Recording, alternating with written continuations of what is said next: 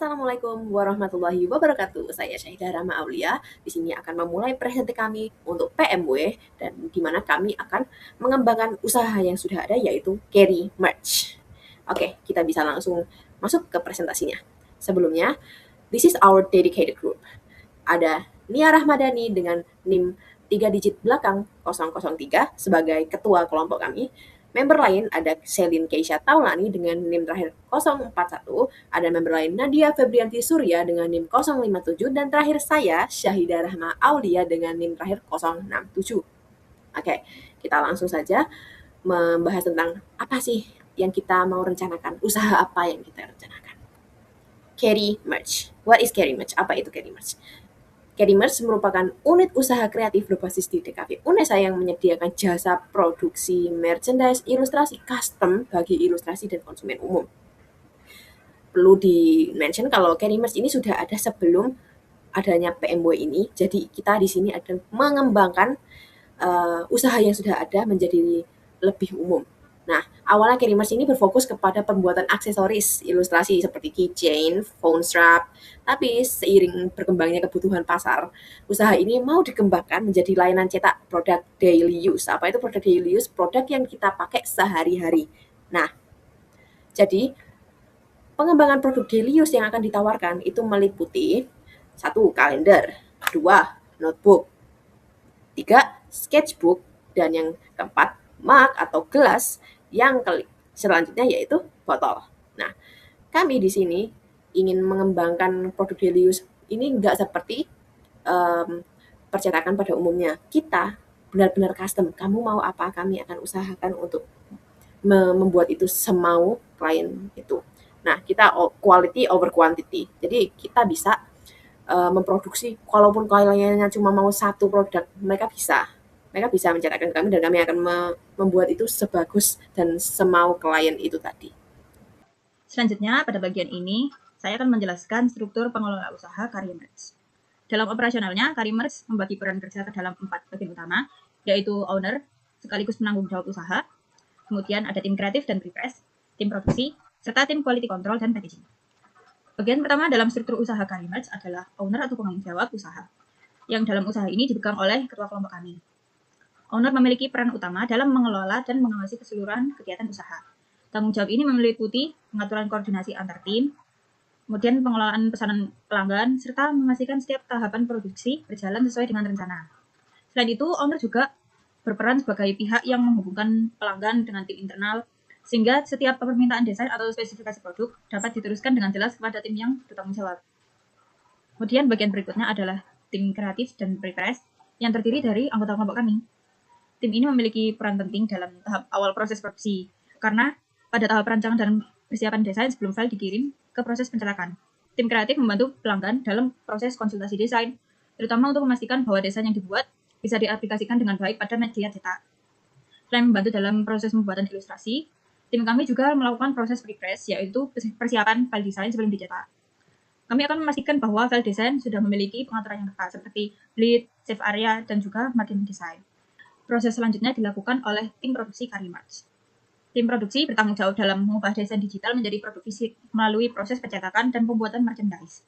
Pada tahap ini, desain yang telah disiapkan akan dicetak pada berbagai media sesuai dengan jenis produk yang dipesan oleh pelanggan. Selain proses printing, tim produksi juga melakukan beberapa tahapan lain seperti pemotongan material, perakitan komponen produk, serta proses finishing untuk memastikan tampilan produk terlihat rapi dan menarik. Setelah produk selesai diproduksi, tahap berikutnya dilakukan oleh tim quality control dan packaging.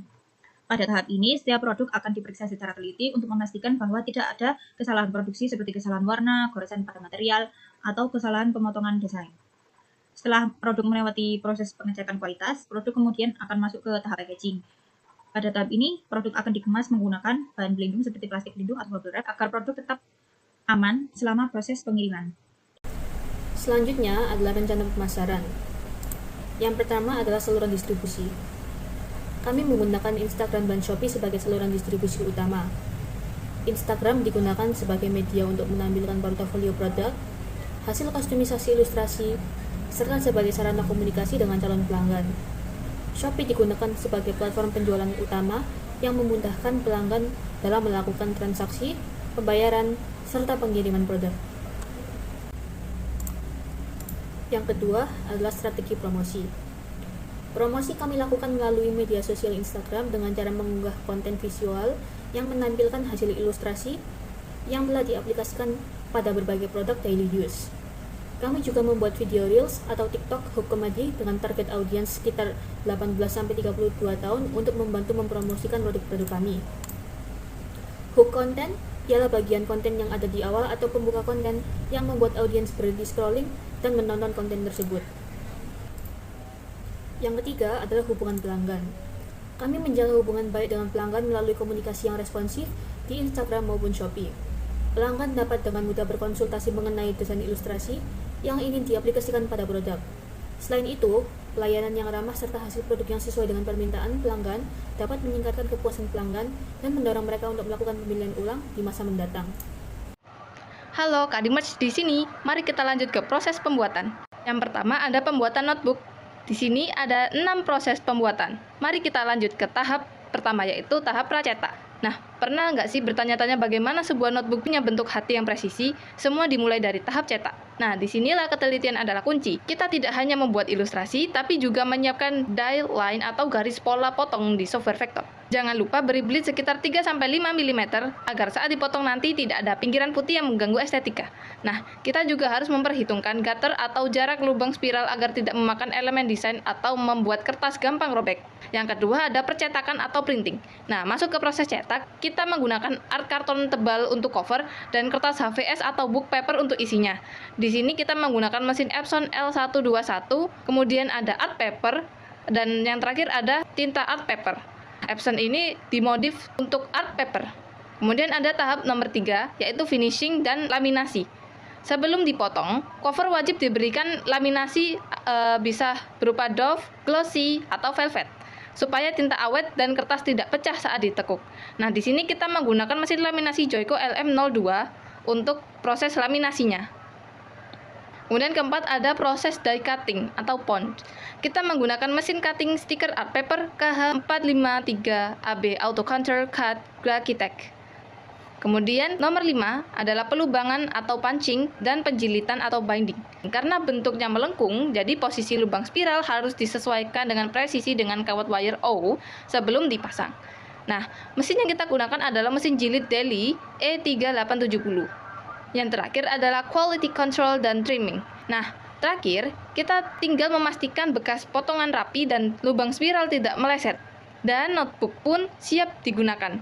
Notebook yang kita buat memiliki bentuk yang sangat berbeda dengan percetakan di pasaran lainnya. Kita sangat memfokuskan kualitas dan kustomisasi produk untuk klien. Baiklah, mari kita lanjut ke tahap berikutnya, yaitu tahap membuat mug atau gelas custom. Yang pertama ada tahap praproduksi, yaitu desain dan layouting. Nah, sekarang mari kita intip bagaimana ilustrasi bisa dipindahkan ke permukaan gelas. Langkah pertama di praproduksi adalah menyiapkan desain digital. Ingat, karena medianya melingkar, ukurannya harus pas agar tidak tumpang tindih.